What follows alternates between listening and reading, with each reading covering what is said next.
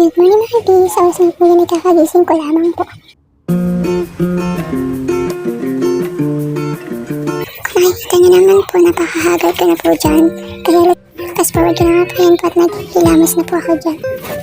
Palagi ko pong kasama yung anak ko dahil wala po maglalala sa kami ng mga oras na yun.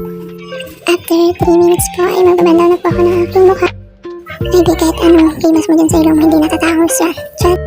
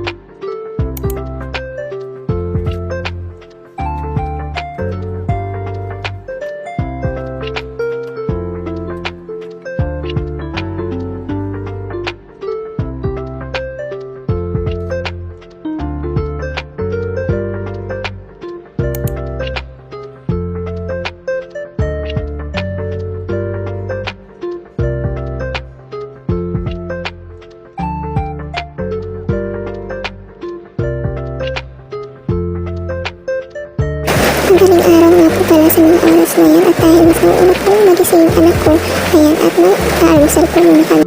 Kapag nga naman may sabaw yung pagkain, mas kumakain po yung baby ko.